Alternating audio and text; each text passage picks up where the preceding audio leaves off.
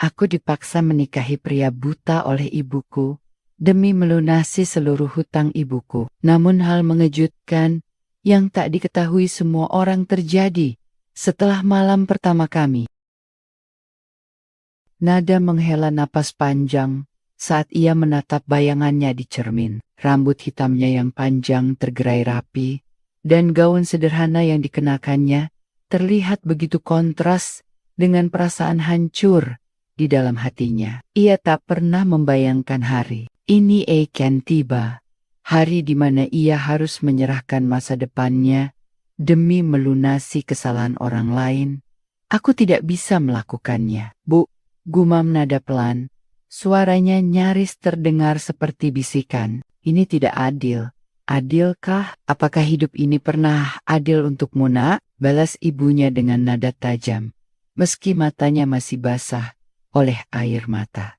Apa kau pikir aku ingin begini? Tapi kita tidak punya pilihan lain. Jika kau tidak menikahi Arka, kita akan kehilangan segalanya. Rumah ini, semua yang kita miliki, bahkan mungkin nyawa kita. Nada menggigit bibirnya keras-keras, mencoba menahan amarah dan kekecewaan yang membara di dadanya. Ayah tahu ibu benar tentang satu hal.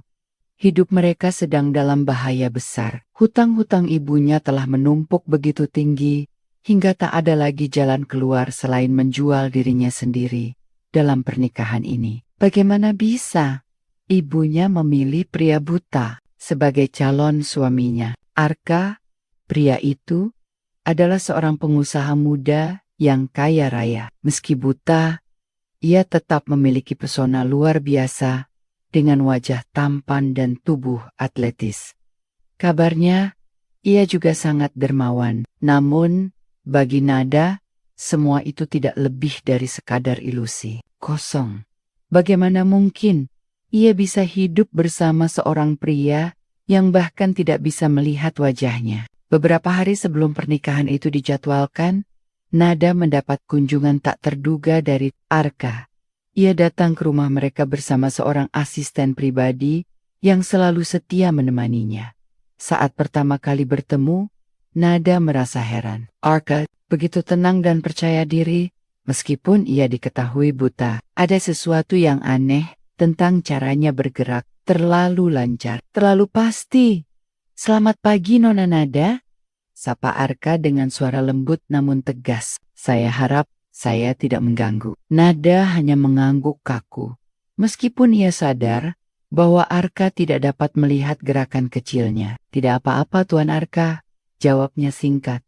Mereka duduk di ruang tamu, dan Ibu Nada langsung menyuguhkan teh hangat untuk mereka berdua. Sementara ibunya sibuk mencoba membuat suasana lebih santai, Nada diam-diam mengamati Arka.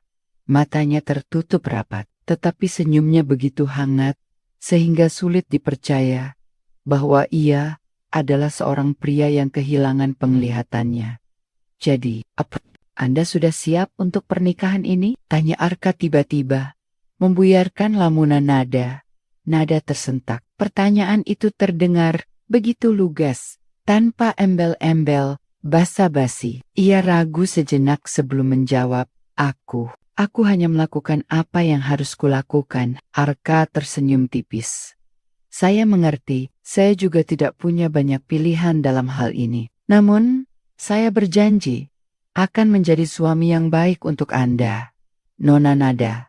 Meskipun saya tidak bisa melihat dunia, saya akan berusaha membuat hidup Anda lebih mudah. Kata-kata itu seharusnya melegakan, tetapi justru membuat Nada semakin gelisah. Ada sesuatu dalam nada suara Arka yang membuatnya merasa tidak yakin, seolah-olah pria itu menyembunyikan sesuatu. Akhirnya, hari yang ditakuti itu tiba. Nada berdiri di altar dengan perasaan kosong, sementara Arka berdiri di sampingnya, tampak begitu sempurna dalam setelan jas hitamnya. Upacara pernikahan berlangsung singkat, tanpa banyak kata atau dekorasi mewah. Hanya ada beberapa tamu undangan, termasuk keluarga dekat Arka yang tampak dingin dan formal. Saat ijab kabul selesai diucapkan, Nada merasakan tangannya digenggam erat oleh Arka Untuk pertama kalinya, ia merasakan sentuhan pria itu hangat, tapi juga penuh kekuatan. Ia menoleh ke arah Arka, berharap menemukan kelemahan dalam ekspresinya. Namun, yang ia lihat hanyalah senyum tulus yang membuatnya semakin bingung. Setelah acara selesai, Nada dan Arka langsung menuju rumah baru mereka. Perjalanan itu terasa begitu panjang, meskipun hanya memakan waktu sekitar 1 jam. Selama di mobil, Nada memilih diam, sementara Arka tampak santai, sesekali mengobrol ringan dengan sopir pribadinya. Ketika mereka tiba di rumah mewah, Nada merasa semakin terintimidasi. Rumah itu begitu besar dan megah, dengan interior modern yang membuatnya merasa seperti berada di dunia lain. Namun, di balik kemewahan itu, ia merasa ada sesuatu yang salah, sebuah rahasia besar yang belum terungkap.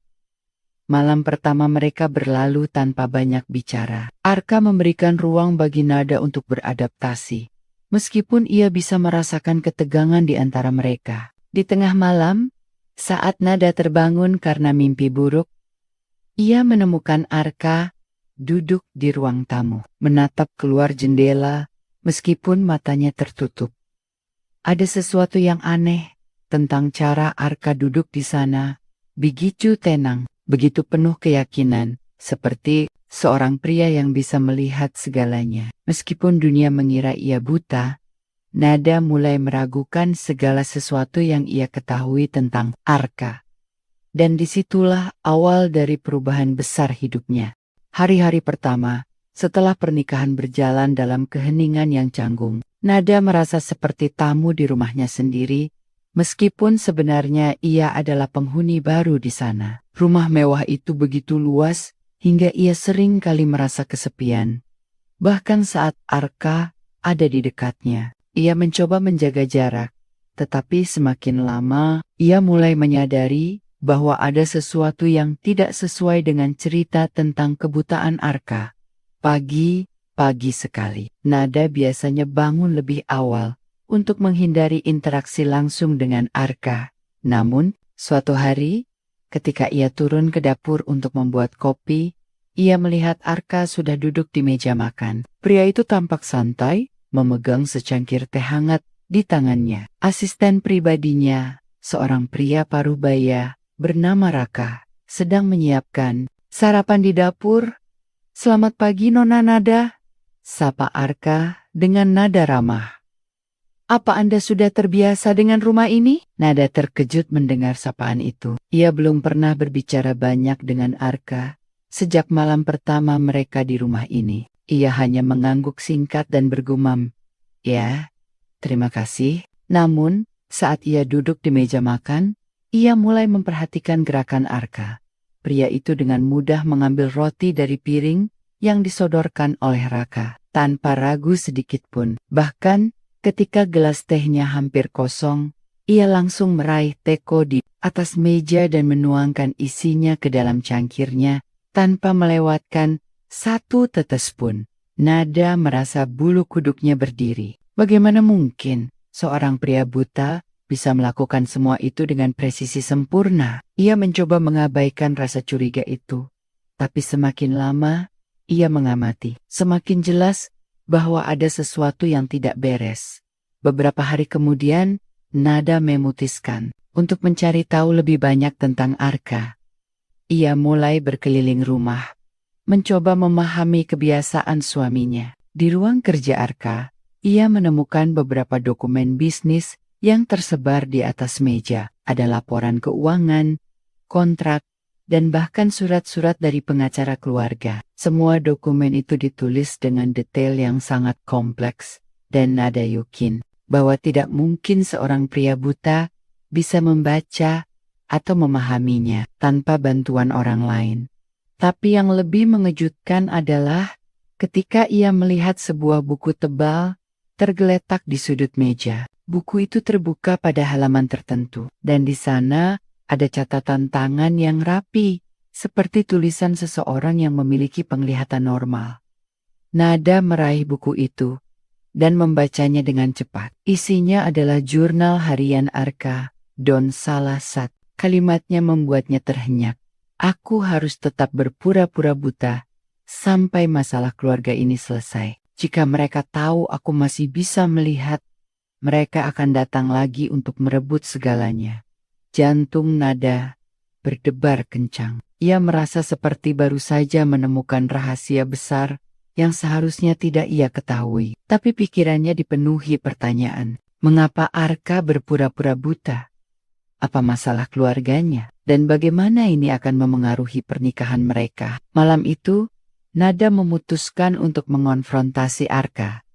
Ia menunggu hingga mereka berdua berada di ruang tamu, ditemani lampu redup yang memberikan suasana tenang namun tegang. Aku tahu kau tidak buta, kata Nada tiba-tiba. Suaranya terdengar tajam, namun bergetar. Aku menemukan bukumu. Kau berpura-pura buta, kan? Arka tampak terkejut, tapi hanya sesaat. Kemudian, ia tersenyum tipis, seperti seseorang yang telah lama menunggu momen ini tiba. Kau benar, katanya akhirnya. Suaranya tenang, namun penuh bobot. Aku memang tidak buta. Nada merasa darahnya mendidih. Kenapa kau berbohong padaku? Kenapa kau pura-pura buta? Apa hubungannya dengan pernikahan kita? Arka menghela napas panjang, seolah mencoba mencari kata-kata yang tepat. Ini tentang keluargaku, katanya pelan. Setelah ayahku meninggal, perusahaan yang diwariskan padaku menjadi rebutan antara saudara-saudaraku. Mereka ingin mengambil alih kendali, dan aku tahu, jika mereka tahu aku masih bisa melihat, mereka akan menggunakan segala cara untuk menjatuhkanku. Jadi, aku memutuskan untuk berpura-pura buta agar mereka berhenti menyerangku. Nada menatap Arka dengan campuran amarah dan iba. Lalu apa hubungannya dengan aku? Kenapa kau memilihku untuk menikahimu? Arka terdiam sejenak sebelum menjawab. Aku memilihmu karena aku percaya kau bisa membantu melindungi rahasiaku. Aku tahu ini egois, tapi aku tidak punya pilihan lain, dan aku juga ingin memberikanmu kehidupan yang lebih baik daripada yang kau miliki sebelumnya. Nara, kata-kata itu terdengar begitu tulus, meskipun ia masih merasa marah dan dikhianati. Apa kau tahu betapa sulitnya bagi aku untuk menerima pernikahan ini? Aku dipaksa oleh ibuku. Aku tidak punya pilihan sama sekali. Arkameng, pelan. Aku tahu. Dan aku minta maaf atas semua ini. Aku hanya berharap suatu hari nanti kau bisa memaafkanku. Malam itu, Nada tidak bisa tidur. Pikirannya dipenuhi oleh pertanyaan-pertanyaan yang tak kunjung terjawab. Ia merasa bingung antara amarah dan simpati terhadap Arka. Di satu sisi, ia merasa dikhianati karena Arka tidak jujur sejak awal. Di sisi lain, ia mulai memahami bahwa Arka hanyalah korban dari situasi yang lebih besar daripada dirinya. Keesokan harinya, Nada memutuskan untuk memberi Arka kesempatan. Ia tahu bahwa pernikahan ini mungkin tidak akan pernah kembali normal. Tapi ia juga sadar bahwa ia tidak bisa terus hidup dengan kebencian. Mungkin, hanya mungkin, ada harapan bagi mereka untuk membangun hubungan yang lebih baik. Setelah konfrontasi malam itu, hubungan Nada dan Arka mulai berubah. Meskipun awalnya penuh ketegangan, mereka perlahan-lahan mulai membuka diri satu sama lain. Nada masih merasa marah dan kecewa, tetapi ia juga tidak bisa menyangkal bahwa ada sisi lain dari Arka yang membuatnya penasaran, bahkan mungkin sedikit iba. Pagi-pagi sekali, Nada memutuskan untuk mencari tahu lebih banyak tentang latar belakang keluarga Arka. Ia menghabiskan waktu di ruang kerja suaminya, membaca dokumen-dokumen bisnis yang tersebar di meja. Semakin ia membaca, semakin ia menyadari betapa rumitnya situasi yang dihadapi Arka. Perusahaan warisan ayahnya adalah sebuah imperium besar dengan cabang di berbagai kota. Namun, setelah kematian ayahnya, Saudara-saudara Arka mulai saling berebut kekuasaan. Mereka bahkan tidak segan-segan menggunakan cara-cara kotor untuk menjatuhkan Arka, termasuk menyebarkan rumor bahwa ia tidak kompeten karena kebutaannya. Nada merasa geram saat membaca surat-surat ancaman dari pengacara keluarga Arka. Isinya begitu kasar, seolah-olah mereka benar-benar ingin menghancurkan Arka secara mental dan finansial. Ia mulai memahami mengapa Arka harus berpura-pura buta ini adalah satu-satunya cara baginya untuk bertahan hidup dalam dunia yang penuh intrik dan manipulasi. Namun, meskipun ia mulai memahami alasan Arka, Nada masih belum sepenuhnya bisa memaafkannya. Bagaimanapun, Arka telah membohonginya sejak awal. Pernikahan ini bukan hanya tentang melindungi rahasia Arka, tetapi juga tentang masa depan Nada sendiri yang terjebak dalam skenario yang tidak ia pilih. Suatu sore, Arka mendekati Nada di taman belakang rumah. Ia tampak ragu-ragu, seperti seseorang yang takut ditolak. "Apa kau mau berbicara sebentar?" tanyanya pelan. Nada mengangguk, meskipun ia masih merasa canggung. Mereka duduk di bawah pohon rindang, ditemani angin sepoi-sepoi yang membawa aroma bunga melati. "Aku tahu aku sudah melakukan kesalahan besar," kata Arka. Suaranya terdengar penuh penyesalan. "Aku tidak seharusnya membohongimu, tapi juga tidak punya pilihan lain. Jika kau tahu siapa aku sebenarnya, mungkin kau tidak akan mau menikah denganku." Nada menatap Arka dengan ekspresi datar. "Apa kau pikir aku peduli soal uang atau status? Aku dipaksa menikah denganmu demi melunasi hutang ibuku. Itu saja. Tapi yang paling menyakitkan adalah kau tidak pernah jujur padaku sejak awal." Arka menghela napas panjang. "Aku tahu aku egois, tapi aku juga takut kehilangan segalanya, perusahaan, kebebasanku, bahkan nyawaku, keluargaku. Mereka tidak akan berhenti sampai mereka mendapatkan apa yang mereka inginkan." Naradi sejenak mencoba mencerna kata-kata Arka. Ia tahu bahwa pria itu sedang berjuang melawan beban yang begitu berat. Namun, bagaimanapun, ia juga memiliki hak untuk mengetahui kebenaran. "Kalau begitu, mulai sekarang, kita harus saling jujur," kata Nada akhirnya. "Tidak ada lagi rahasia di antara kita. Aku tidak bisa hidup dengan ketidakpastian seperti ini." Arka mengangguk pelan. "Aku setuju. Mulai sekarang, aku akan memberitahumu segalanya. Kita akan menghadapi masalah ini bersama-sama." Beberapa hari kemudian, Nada dan Arka mulai berbicara lebih sering. Mereka berbagi cerita tentang masa lalu mereka, tentang keluarga, impian, dan ketakutan. Nada menceritakan tentang ibunya yang boros dan gaya hidupnya yang keterlaluan. Sementara Arka berbicara tentang tekanan yang ia rasakan sebagai pewaris tunggal perusahaan besar. Dalam percakapan-percakapan itu, Nada mulai melihat sisi lain dari Arka, seorang pria yang lembut, bijaksana, dan penuh tanggung jawab.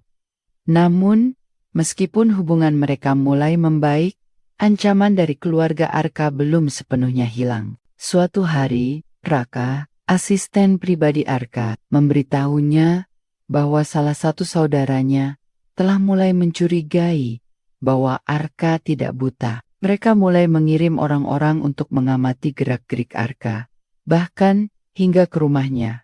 "Apa yang harus kita lakukan?" tanya Nada, khawatir. Arka tampak tenang, meskipun matanya menyiratkan ketegangan. "Kita harus tetap waspada, tapi jangan takut.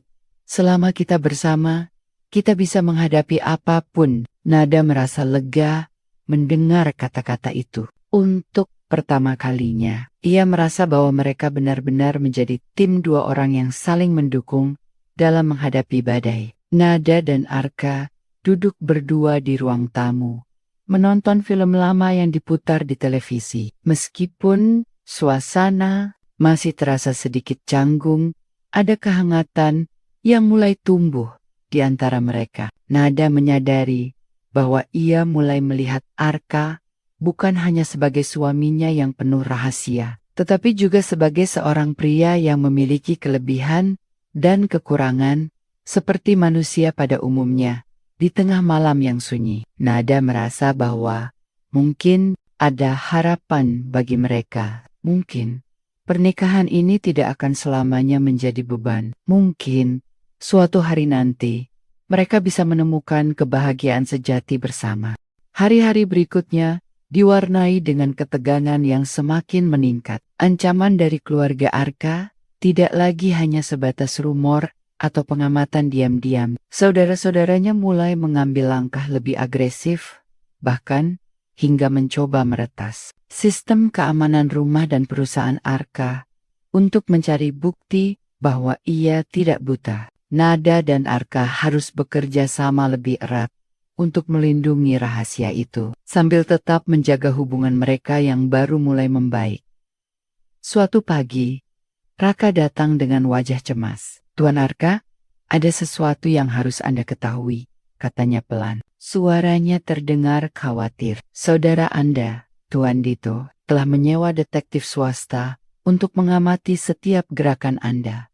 Mereka mulai curiga bahwa Anda tidak benar-benar buta." Arka menghela napas panjang, tapi ekspresinya tetap tenang. Ia menoleh ke arah Nada yang sedang duduk di meja makan. "Kita harus lebih hati-hati mulai sekarang," katanya. "Mereka tidak akan berhenti sampai mereka mendapatkan apa yang mereka inginkan."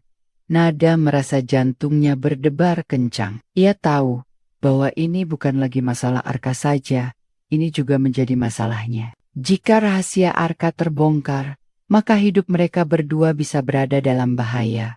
Beberapa hari kemudian, situasi semakin memburuk. Salah satu detektif yang disewa oleh saudara Arka berhasil menangkap momen ketika Arka tampak membaca dokumen bantuan alat bantu. Video itu langsung tersebar di media sosial, dan dalam waktu singkat, berita tentang pria buta yang ternyata bisa melihat menjadi viral. "Ini sudah tidak bisa ditutup-tutupi lagi," kata Arka. Suaranya terdengar penuh penyesalan saat ia duduk bersama Nada di ruang kerjanya. "Aku harus menghadapi mereka sekarang." Nada merasa cemas, tapi ia tahu bahwa ini adalah saat yang tepat bagi Arka untuk mengambil alih kendali. Ia menggenggam tangan Arka dengan erat. "Aku akan ada di sisimu. Apapun yang terjadi, kita akan menghadapinya bersama." Arka tipis, meskipun matanya masih menyiratkan ketegangan. "Terima kasih Nada, aku tidak tahu apa yang akan terjadi, tapi aku yakin kita bisa melewati ini." Esok harinya, Arka mengadakan konferensi pers besar-besaran di gedung perusahaannya. Media dari berbagai penjuru berkumpul untuk mendengar penjelasannya tentang tuduhan yang beredar. Nada hadir di sana, berdiri di belakang panggung dengan hati yang berdebar-debar. Ia tahu bahwa ini adalah momen penting bagi Arka di mana ia harus mempertaruhkan segalanya. Di depan para wartawan, Arka berbicara dengan nada tegas namun penuh emosi. "Ya, benar bahwa saya tidak buta," katanya. Suaranya terdengar mantap. "Saya berpura-pura buta karena saya ingin melindungi diri saya sendiri dari konflik keluarga yang tidak pernah berakhir. Saudara-saudara saya telah mencoba menjatuhkan saya sejak kematian ayah kami, dan saya tidak punya pilihan lain selain bersembunyi di balik kebohongan ini." Para wartawan mulai bergumam, tapi Arka melanjutkan, "Namun, saya tidak akan membiarkan mereka menghancurkan saya. Saya adalah pewaris sah perusahaan ini, dan saya siap membuktikan bahwa saya mampu memimpinnya dengan baik. Mulai hari ini, saya akan menghadapi mereka secara terbuka." Setelah konferensi pers selesai, banyak orang yang memuji keberanian Arka. Namun, Nada tahu bahwa ini bukan akhir dari masalah. Saudara-saudara Arka pasti tidak akan menyerah begitu saja. Mereka akan mencoba segala cara untuk menjatuhkannya, bahkan jika itu berarti menggunakan kekerasan. Malam itu, Nada dan Arka duduk di ruang tamu. mencoba meredakan ketegangan setelah hari yang panjang. Meskipun suasana masih tegang, ada rasa lega di antara mereka. Arka telah mengambil langkah besar untuk menghadapi keluarganya, dan Nada merasa bangga padanya. "Apa kau takut?" tanya Nada pelan. Suaranya terdengar lembut. Arka tersenyum tipis. "Tentu saja, aku takut. Tapi aku lebih takut kehilanganmu daripada kehilangan perusahaan ini." Nada merasa dadanya sesak mendengar kata-kata itu. Untuk pertama kalinya, ia menyadari bahwa Arka benar-benar peduli padanya. Pernikahan ini mungkin dimulai dengan kebohongan, tapi kini ia mulai merasakan ikatan yang lebih dalam dengan Arka.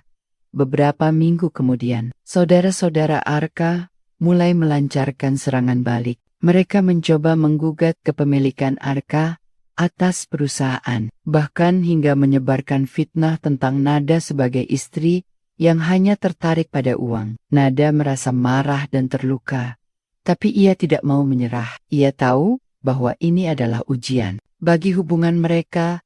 Dengan dukungan penuh dari Nada, Arka berhasil membuktikan kepada publik bahwa ia adalah pemimpin yang kompeten dan layak memegang kendali perusahaan. Ia menggunakan kesempatan ini untuk memperbaiki hubungannya dengan keluarganya. Meskipun sulit, beberapa saudaranya mulai mundur, sementara yang lain tetap keras kepala. Di tengah semua itu, Nada dan Arka semakin erat sebagai pasangan. Mereka belajar untuk saling percaya dan mendukung satu sama lain, meskipun badai terus berdatangan.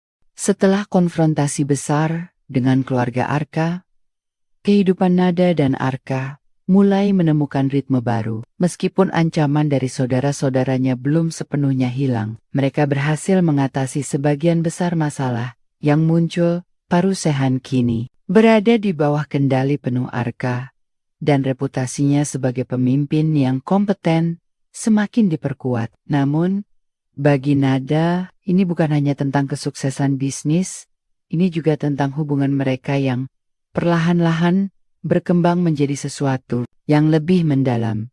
Suatu pagi, Nada bangun lebih awal seperti biasa. Ia melihat Arka sudah duduk di meja makan, membaca koran sambil menikmati secangkir kopi. Ada ketenangan dalam ekspresinya yang membuat Nada merasa lega. Untuk pertama kalinya sejak mereka menikah, ia merasa bahwa mereka benar-benar hidup bersama sebagai pasangan, bukan sekadar dua orang yang terjebak dalam situasi sulit.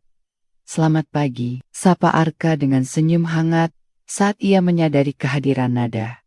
"Apa kau sudah tidur dengan nyenyak?" Nada mengangguk pelan, lalu duduk di kursi di seberangnya. "Yah, aku tidur lebih baik daripada minggu-minggu sebelumnya." Arka tersenyum tipis. "Itu bagus, aku tahu beberapa bulan terakhir sangat berat untukmu. Aku minta maaf atas semua yang harus kau alami karena aku." Nada menatap Arka dengan lembut. "Kita sudah melewati itu. Sekarang, kita hanya perlu fokus pada masa depan." Beberapa hari kemudian, Arka mengajak Nada untuk pergi ke sebuah tempat yang belum pernah mereka kunjungi sebelumnya. Mereka berjalan-jalan di tepi pantai, ditemani angin laut yang sejuk dan suara ombak yang menenangkan. Ini adalah momen langka bagi mereka, waktu untuk melupakan semua tekanan dan hanya menikmati kebersamaan. "Aku ingin berterima kasih padamu," kata Arka tiba-tiba. Suaranya terdengar penuh emosi. "Tanpamu, aku tidak akan bisa melewati semua ini. Kau memberiku kekuatan yang tidak pernah aku miliki sebelumnya." Nada tersenyum, meskipun matanya berkaca-kaca. "Kita saling membantu, Arka. Aku juga belajar banyak darimu. Kau mengajarkanku arti keberanian dan keteguhan hati." Mereka berdiri di sana untuk beberapa saat, menikmati keindahan matahari terbenam yang memancarkan warna oranye keemasan di langit. Dalam diam, mereka menyadari bahwa hubungan mereka telah berubah secara drastis. Pernikahan yang awalnya dipaksakan, kini tumbuh menjadi ikatan yang penuh cinta dan pengertian. Namun, tantangan terakhir masih menanti. Saudara-saudara Arka yang merasa frustrasi karena kegagalan mereka merebut perusahaan, mencoba satu serangan. Cherokee, mereka mengajukan gugatan hukum yang lebih agresif, bahkan mencoba melibatkan media untuk mempermalukan Arka dan Nada. Tapi kali ini, Nada dan Arka sudah siap. Mereka bekerja sama dengan tim pengacara terbaik untuk melawan tuduhan-tuduhan palsu itu di pengadilan. Arka tampil dengan percaya diri. Ia membuktikan bahwa ia adalah pewaris sah perusahaan, dan semua tuduhan terhadapnya tidak memiliki dasar hukum yang kuat. Nada hadir di sampingnya, memberikan dukungan moral yang tak ternilai. Saat hakim akhirnya memutuskan bahwa Arka adalah pemilik sah perusahaan, mereka berdua merasa lega sekaligus bangga. Setelah semua masalah selesai, Nada dan Arka memutuskan untuk memulai babak baru dalam hidup mereka. Mereka menjual rumah mewah yang selama ini menjadi simbol tekanan dan intrik, lalu membeli sebuah rumah kecil di pinggir kota. Di sana, mereka membangun kehidupan yang lebih sederhana, namun penuh kebahagiaan. Suatu malam, saat mereka duduk di beranda rumah baru mereka, Nada memandang Arka dengan senyum lembut. Kau tahu, aku tidak pernah membayangkan bahwa pernikahan ini akan berakhir seperti ini. Arka tertawa kecil. Aku juga tidak, tapi aku bersyukur bahwa kita berhasil melewati semuanya bersama. Nada menggenggam tangan Arka erat-erat. Aku juga bersyukur, dan aku berharap kita bisa terus seperti ini, saling mendukung, saling mencintai. Arka mengangguk. Matanya penuh dengan rasa syukur. Aku janji, kita akan terus seperti ini, selamanya.